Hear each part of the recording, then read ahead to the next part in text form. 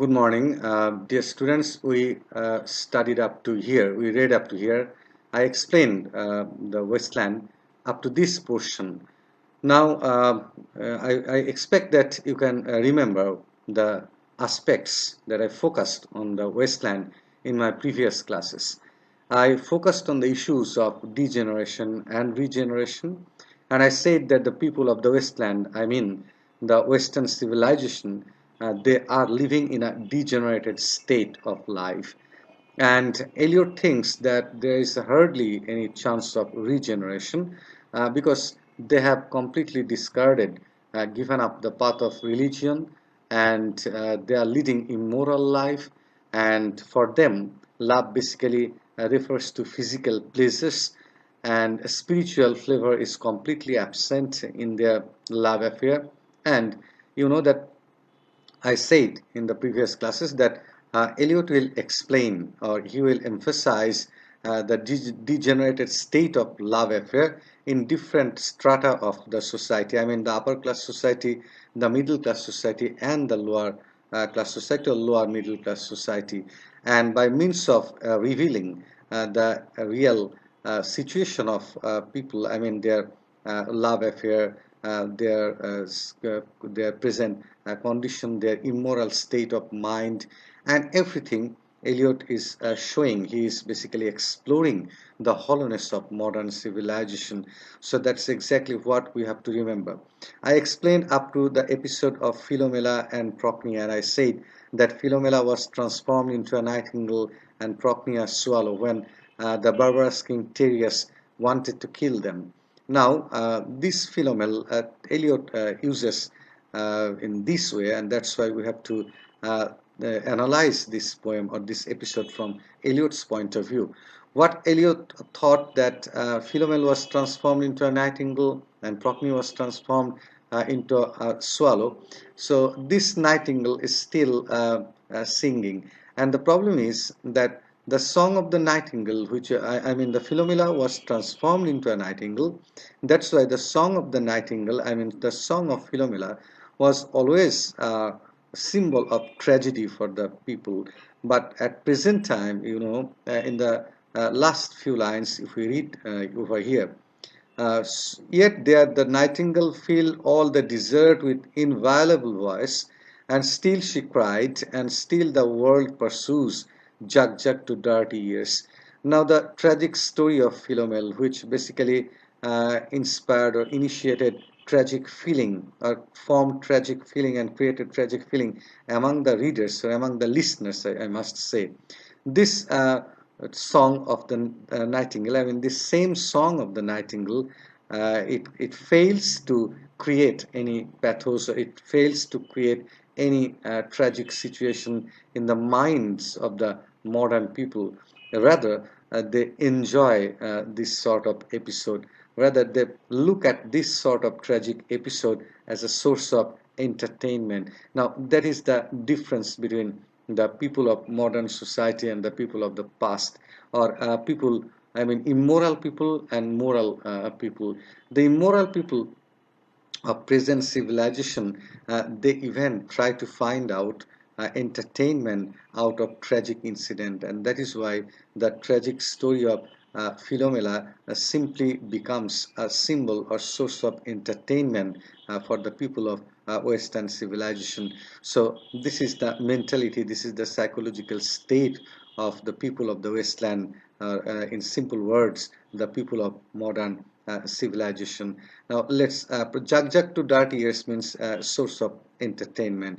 They don't find anything tragic in the episode of Philomela. We feel sympathy for Philomela. People are supposed to feel sympathy for Philomela, but instead of feeling sympathy, instead of showing any sympathy to the story, tragic story of Philomela, they rather enjoy this story as Philomela was seduced by Tereus. Everybody should admit that it's a tragic story, but for the modern people, I mean for the people of Westland, it has become a source of entertainment. And other withered stumps of time were told upon the world's staring forms leaned out, leaning, hushing the room enclosed. footsteps shoved on the stair. Under the firelight, under the brush, her hair spread out in fiery points, clawed into words, then would be savagely still. Now, this is prediction by Tiresias. I hope that you can still remember what I said at the beginning of the poem, that Tiresias is an invisible observer over here. He is, you can say, the mouthpiece of Eliot. He is the speaker to some extent. And what Tiresias is observing, he is a blind prophet, but he can see everything. He can predict, the future. And that's why over here, Tiresias predicts that Belladonna, or the lady of situation over here, I mean, upper class lady, an upper class lady who is waiting for her beloved. So how she is waiting and what she is waiting for. So what about the love affair of the upper class people in the modern society?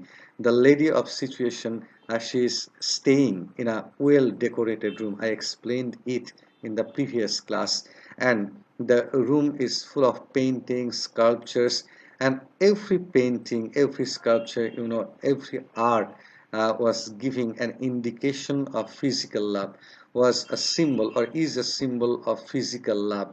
And even the story of Philomela becomes a symbol of physical love for the Western people, for the Western society, or for the people of the Westland.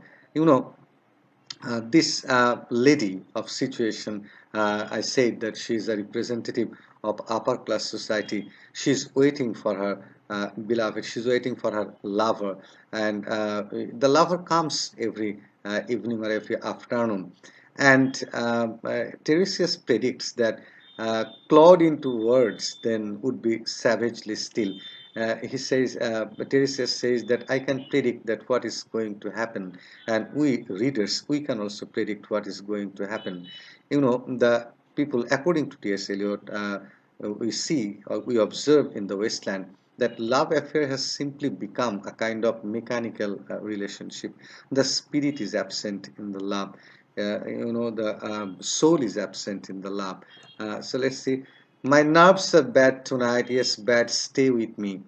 So the girl, I mean Belladonna, or the lady of situation, she tells her lover that my nerves are not in good state tonight.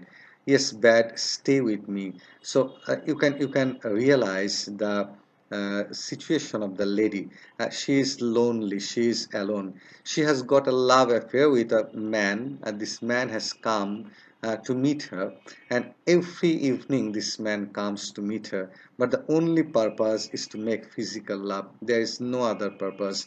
I say that spirit or soul is completely absent in their love affair.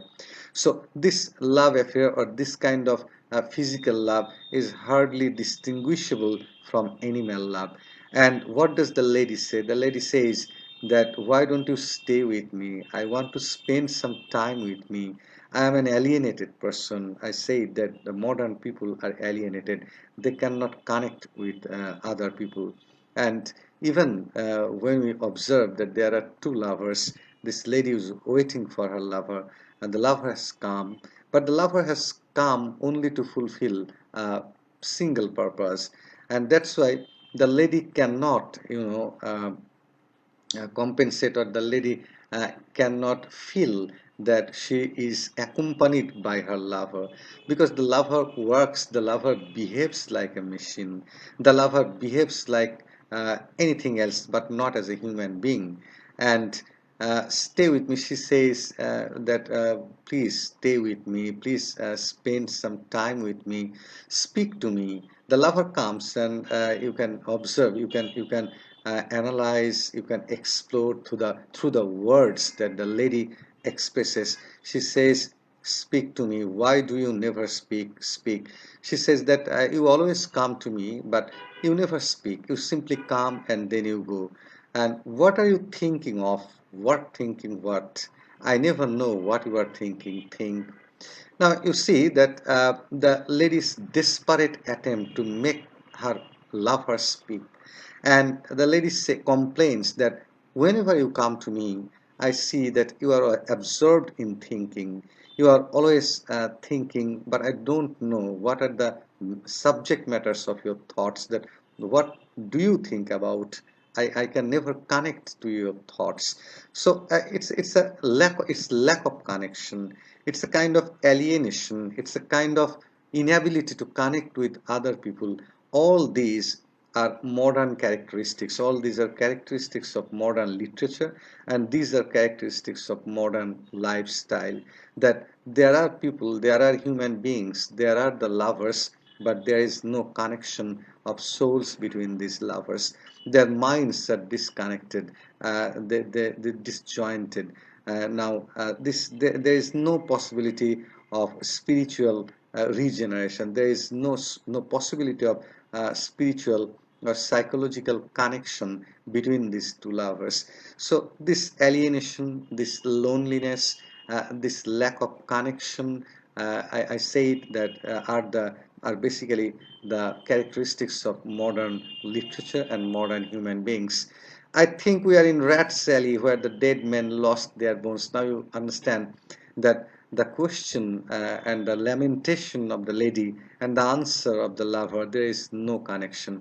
And what he says that I think we are in a Rat's Alley where the dead men lost their bones. So we are living in a society, we are living in a state of life where the dead men lost their bones. I talked about these lost bones earlier in a burial of the burial of the dead, where I said that when God asked Eskild that whether these bones can come back to life, Eskild said that you, Lord, you know. Now, over here, what we see that there are dead bones in the alleys, and we people are like rats, and there is no possibility of regeneration for the bones. So there is no possibility of resurrection. It refers to the resurrection of Jesus Christ. I said that the Wasteland is a kind of poem which frequently alludes to different references, and the references have been taken from diverse sources like vegetation myth, like Egyptian myth, Eastern myth, Western myth, Bible, Shakespearean plays, and Dante's Divine Comedy, and other sources, literary sources as well. So it's not an easy task to understand the Wasteland. But if you say that I am not going to read the Wasteland, then your understanding of modern literature will be incomplete. Not only incomplete, it will be tough to understand modern literature, because the Wasteland is a symbol, is an emblem of modern literature, modern poetry. And when you read the Wasteland, the characteristics you will find over here, these characteristics will guide you to understand modern literature, not only poems, novels, dramas, everything you will understand easily.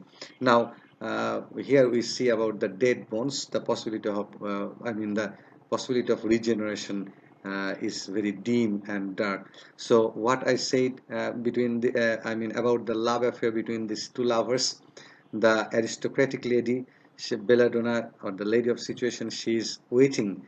She was waiting for her lover. The lover arrived, but the lover arrived for a single purpose. I said, to fulfill his physical desire, nothing else. And the lady is requesting him to talk to her, but the lover is unwilling. And not only that, he cannot make any connection, psychological or mental connection, with his beloved. And this is the situation of modern love affair, that only there is the physical relationship, the psychological or spiritual relationship is absent in most cases. We are talking about the Western society, remember it. We are not talking about Eastern society. Now, what is that noise, the wind under the door? It refers to again Webster's play, one of Webster's play, where we see that the doctor is, he is trying to feel the pulse of the patient, and he observes that the patient is still alive. Now, what does it indicate? It indicates what is that noise? The wind under the door. Now, this indicates that these lovers, like the injured persons in Webster's play, is almost dead. This death is not physical, but this death is spiritual. So the reference to Webster's play indicates that over there in Webster's play it was physical injury, but over here in the Westland it's mental or psychological injury. And the wind under the door means there is still a kind of breath which is present among the people of the Western civilization, but the possibilities, I am again telling, the possibility of regeneration, the possibility of rebirth is still very dark. What is that noise now? What is the wind doing? Nothing, again, nothing. So the question and the answer, the conversation between these two lovers simply indicates that they cannot connect with each other. What is that noise? What is the wind doing? Now, you know that the lady is very nervous. And since she is very nervous, why nervous? Because this is the situation of the Western people. This is the psychological condition of the Western people. The lady represents the aristocratic society of that civilization, and all they lead a kind of nervous. They suffer from nervous breakdown. And what is the wind doing? Nothing, again, nothing. So nothing happens. Nothing is happening over there, and even the conversation is meaningless. Do you know nothing? The lady asks again. Do you know nothing? Do you see nothing? Do you remember nothing? Excellent question, the lady asks. And the questions themselves carry the essence of the answer. The question is very important because the question itself carries the answer. Do you know nothing? Yes, he knows nothing. And she also knows nothing. And the world is nothing. Everything is nothing. Do you see nothing? Yes, he observes nothing. He can see nothing. Do you remember nothing? So, can you observe? The word nothing has been used in every line. You know nothing. Do you see nothing? Do you remember nothing? The answer is yes, nothing. He knows nothing, he can see nothing, and he can remember nothing. So this is the situation of the Western civilization. They know nothing, they see nothing, and they can remember nothing. Because the kind of life they lead, they have got the eyes, but they cannot see. They have got a head, but they cannot think. That's why they don't know anything. They don't know anything properly because their brain doesn't work properly. They cannot see because their eyes don't work properly. Their eyes can see only the physical existence of things, but their eyes cannot penetrate the minds of human beings. And you know that observing the external state of human existence basically carries no significance. Unless you can see the internal state of human mind, then you cannot claim that you observe anything. So these human beings of the Western civilization, they know nothing, they see nothing, and they can remember nothing, because what they observe with their eyes, what they think with their brain, and what they can remember with the working of their mind, everything is external. They cannot penetrate the human soul. They cannot penetrate the human mind. So this is exactly the reflection of modern society. I remember that those are pearls that were his eyes. And the man says that I remember those are pearls that were his eyes. Again, it's a reference to the Tempest by William Shakespeare. In the Tempest, Ferdinand, he was lamenting beside the seashore, and he thought that his father must have drowned in the sea. And basically, what happened that he didn't die, and rather he became fresh after that incident. And what Eliot indicates over here, that water is a symbol which carries two significance, or two opposite characteristics. Firstly, it can be destructive, and it can be constructive, or it can be degenerative, it can be regenerative as well. Now if water is degenerative, then somebody will drown and there is no possibility of resurrection. But you can easily guess that water is something by means of which we refreshes ourselves, and water is a symbol of purity, and water purifies us, water refreshes us. So over here we see a reference to the purity of water. But we are reading an episode where we don't expect anything positive. Are you alive or not? Is there nothing in your head? So again, we see that the lady she asks that whether there is anything yeah, in her lover's head or not. What we observe that the question the lady asks and the answer the lover gives, there is hardly any connection between these two things, and that is exactly the situation of the modern civilization, that they are lovers but they have no connection. And remember it that we are discussing this love affair of the upper class society. And then that Shakespearean rag, here Eliot again refers to a song, a popular song. It's so elegant, so intelligent. So this reference to the song, it you can understand, or you can gaze by this reference to this Shakespearean rag or popular jazz music, over which Eliot had a kind of fascination. And it's so elegant, so intelligent, he says. Now this conversation or this question or everything for Eliot is a kind of music that carries no significance. What shall I do? What shall I do? I shall rush out as I am and walk the street with my hair down. So, what shall we do tomorrow? You are reading Waiting for Godot as well. Now, what we see in Waiting for Godot by Samuel Beckett, that Vladimir and Estragon, they wait for Godot because they are in a no exit situation. They are living in a state of life from where their rescue is impossible. They want to find an exit from that existentialist crisis, but it's not possible.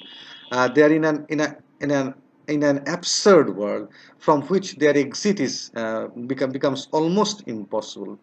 Now the kind of world the lady has been thrown into, I mean the modern society or the modern lifestyle, from here the rescue is also impossible. The lady doesn't find any possibility of rescue or exit from this kind of life. What shall I do now? So she, time becomes stagnant in her life, and time becomes also just the movement of clock, nothing else. She cannot differentiate between one day and another day, between yesterday, today, and tomorrow. So as I said, that time becomes stagnant, time stops, and that is why the routine work. The lover comes every evening, he spends some time, he goes, and the lady maintains a routine life. So the love is also a kind of routine habit. It becomes a routine habit. What shall I do? So the lady says that I don't have any action to do. So it's a world of inaction, like Waiting for Godot. The lady doesn't find any action, doesn't find any meaning of her existence. I shall rush out as I am. So every day I rush out. So similarly, I will again rush out tomorrow and walk the street. I will walk on the street with my hair down. What shall we do tomorrow? So what we will do tomorrow, is there any difference between the routine of tomorrow and today's routine? Is there any difference between yesterday's routine and today's routine? Is there any possibility of change between today's routine and tomorrow's routine? What shall we ever do? Ever to means what shall we do forever? So we have nothing to do today. We didn't have anything to do yesterday, and we have nothing to do tomorrow. So we are living in a meaningless world. We are living in a world where there is no action and where there is no possibility of any action. So it's a completely absurd situation. It's a completely, they are living in an existentialist world. I mean, existentialist crisis. They're in a no-exit situation. Their life is meaningless. Their love is meaningless. Their love affair is mechanical.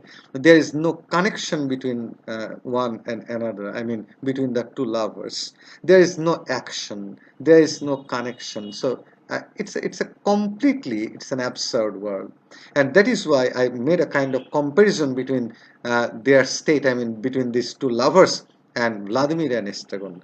As Vladimir and Estragon wait for Godot, and the possibility of the arrival of Godot is dark, and there is hardly any possibility. And similarly, the possibility of the arrival of genuine love is almost impossible. The possibility of the arrival of meaning of life in the life of these two lovers is almost impossible. So their state of existence is similar to the state of existence of Vladimir and Estragon. There is no chance of optimism. There is no chance of regeneration. There is no chance to find a rescue from this world.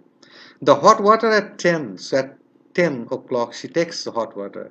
And if it rains, a closed car at 4. So if there is any raining, then there is a car drive. It's a routine world. The kind of life she leads, it's completely a routine life. And we shall play a game of chess. Then after card drive, we will play the game of chess. Again, it's a part of routine. Pressing lidless eyes and waiting for a knock upon the door. And then what shall I do?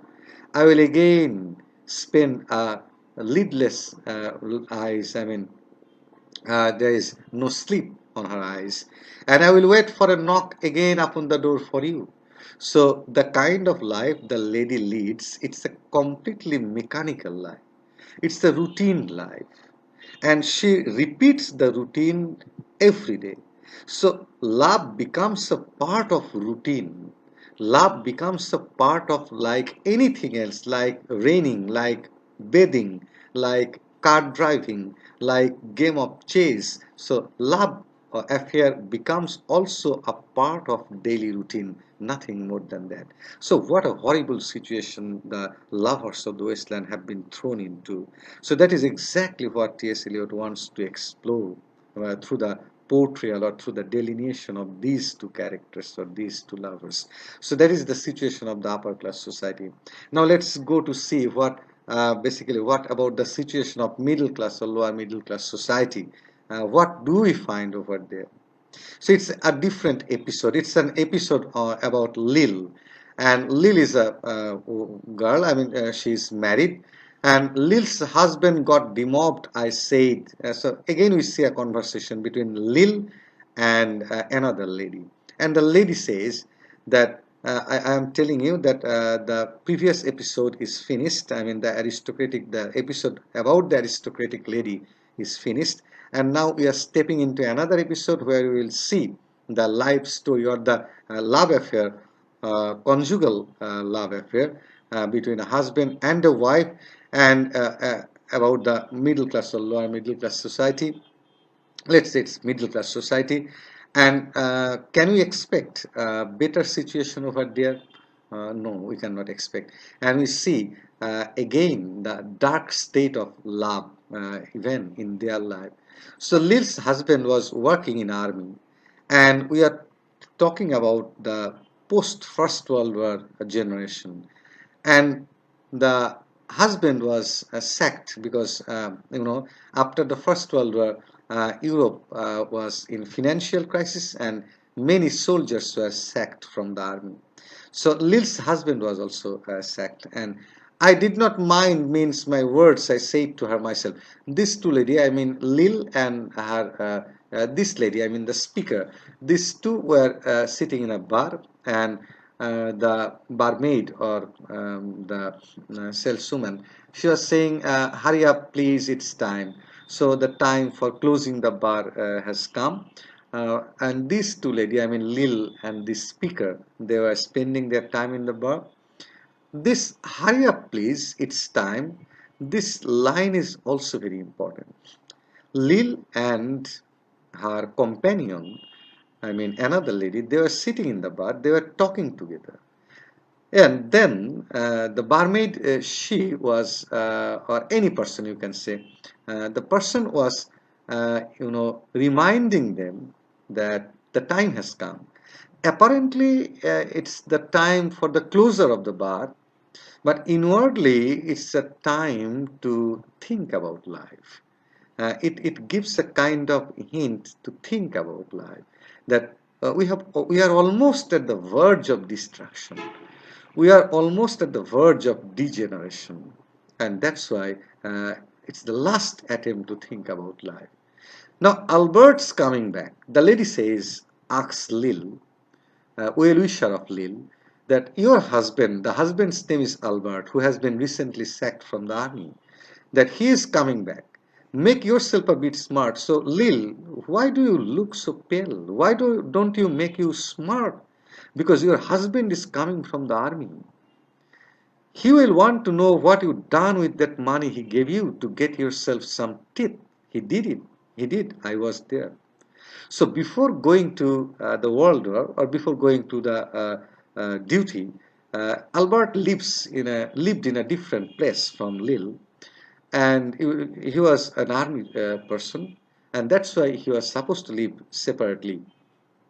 And last time when Albert came and he was staying with Lil, I mean his husband, sorry, his wife, he gave some money to Lil and asked Lil to get some teeth. That means there was some problem in Lil's teeth. She had lost some teeth. So Albert gave Lil some money so that she could have some new sets of teeth, because it was destroying, ruining, Lil's beauty. He did, I was there. So this companion or this lady was asking Lil that when Albert gave you the money to repair your teeth, I was present there. So what have you done with that money? Why are you looking so pale? Albert is coming from the army after a long time, and he will expect a good time with you. So what have you done with the money that he gave you to repair your teeth? He did. You have them all out, Lil, and get a nice set. He said, I swear I can't bear to look at you. So what did Albert say last time? Albert told Lil to repair the teeth. And Albert also said that, Lil, I cannot look at you because you look so pale. You look so unsmart. So, dear students, I am repeating again. Albert is a soldier. He was working in the army. And last time when Albert had come and stayed with Lil, his wife, he had given Lil some money so that Lil could repair her teeth. Lil had lost some of her teeth, and she was given some money by her husband Albert to repair that teeth. And Albert had told Lil that he was fed up. He was frustrated to see the gloomy face of Lil, and he was no longer fascinated by the face of Lil. So that's why he gave the money to repair the teeth. And this lady, this companion of Lil, reminds Lil that I was present when Albert gave you the money. So what have you done with that money? And no more can't I. And the lady is saying that Albert can't look at you because of your pale face, and I also can't look at you because you look so unsmart, so gloomy, so unimpressive. And think of poor Albert, and think about Albert. He has been in the army 4 years. He is in the army 4 years.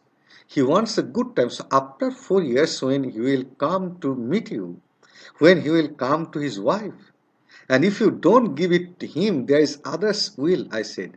So if after his arrival he remains, if you cannot fascinate him, if you fail to impress your husband, then your husband will find place somewhere else. Your husband will go to other girls. The straight indication. So what kind of conjugal love is there? What is the spirit of conjugal life? The companion, the lady is asking Lil that your husband is coming after 4 years, and you are looking so unimpressive. he gave you some money to repair your teeth, but you didn't do that, or what have you done, I don't know. But you are looking very unimpressive, and if he comes, and if you cannot impress him, and if he goes to other girls, then what will happen? So what does it indicate? It indicates that going to other girls in the Western society, leaving the wife in the house, is a common affair. And it's not a blame. The lady is not blaming Albert. The lady is blaming rather Lil, because Lil has lost her glamour. So it's very significant that the love affair, even between the husband and the wife, is mechanical. And if the wife cannot impress the husband physically, if the wife fails to fascinate the husband through her physical charm, then the husband is supposed to go to other girls for good time. So peculiar, because there is, and this is, this it's a kind of society where the love between the husband and wife is completely based on physical charms. So something of that I said, then I will know who to thank, she said, and give me a straight look. Hurry up, please. It's time. So when they were having this conversation, the barmaid again came and said, reminded them that the time has come and we are going to stop the bar, so you better leave this place. If you don't like it, you can get on with it. I said others can pick and choose if you can't. So if you cannot impress your husband, there are other girls who will impress your husband, and your husband will go to those girls. And I don't find any mistake on your husband's part. But if husband Albert makes up, it won't be for lack of telling. You ought to be ashamed, I say, to look so antic.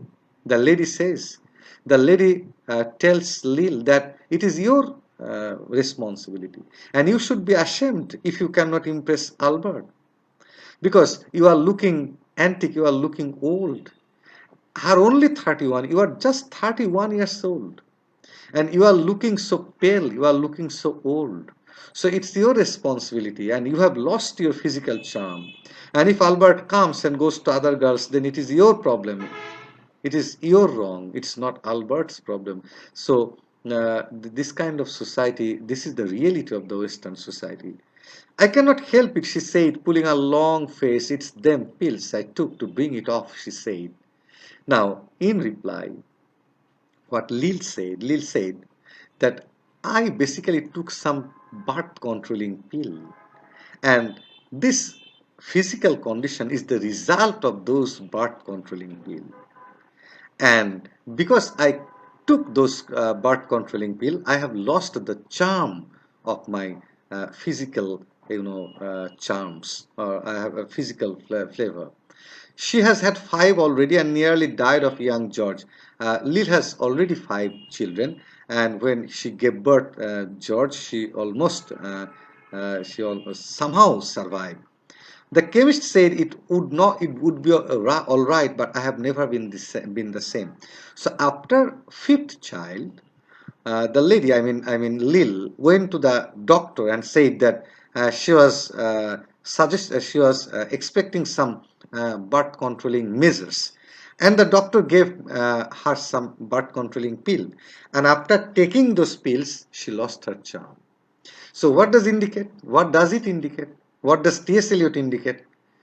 T.S. Eliot indicates that if you don't want to have a child, then why did you marry? So, birth controlling pill for T.S. Eliot over here, we see that birth controlling pill or unwilling to have a child is not accepted by Eliot. You are a proper fool, I said. Well, if Albert won't leave you alone, there it is, I said. What you get married for if you don't want children? So why did you want to get rid of children? If you are married, then you are supposed to have children. Why did you want to uh, control the birth of children? So this is basically through the mouth of the lady, Eliot informs his readers. Eliot informs that giving birth children is a part of marriage, is the goal of marriage, is the aim of marriage, and taking pill to get rid of childbirth is not accepted by Eliot. He was a very religious person. T.S. Eliot was a very religious person. Hurry up, please, it's time. Again, the barmaid comes and says that it's time for and it reminds them to go. Well, that Sunday Albert was home. They had a hot gammon, a ham, and they had a kind of dinner. And they asked me to into dinner to get the beauty of it hot. And this lady was also Albert came to his wife Lil, and this lady, I mean Lil's friend, she was also invited. Hurry up, please, it's time. Hurry up, please, it's time. Again, the barmaid comes and tells them that the time has come to depart. Good night, Bill. Good night, Lo. Good night, May. Good night, Tata. Good night, good night, good night, ladies. Good night, sweet ladies. Good night, good night. Look, many times the phrase good night has been used. This phrase is basically, this dialogue is basically taken from Shakespeare's play Hamlet. When Ophelia goes to commit suicide, before committing suicide, Ophelia utters these words. So it also indicates that the lady or the uh, women of this society, I mean the Western society, they are physically alive, but spiritually or they are dead. So Ophelia's dialogue over here indicates that Lil may be physically alive, Lil may be physically present in front of her husband, but Lil is basically dead spiritually. I am concluding over here in today's class, and in my next class I will start from here. I will again sum up the two episodes, I mean the episode of the Lady of Situation, the aristocratic lady, and Lil's episode in brief in my next class, and then I will go to next section. Why I will recap? Because these episodes are very important for answering questions from the Westland. So I will expect that you will attend today's class, and you will listen to this class and try to remember what I said in today's class. And when I will again, not so elaborately, I will emphasize on the major things or aspects of these two episodes in my next class. I hope that you will be able to understand that as well, and I will expect that you will read the next part before I explain that. So till my next class, I would like to tell you to stay at home and to stay safe. And till my next class, goodbye. Thank you very much.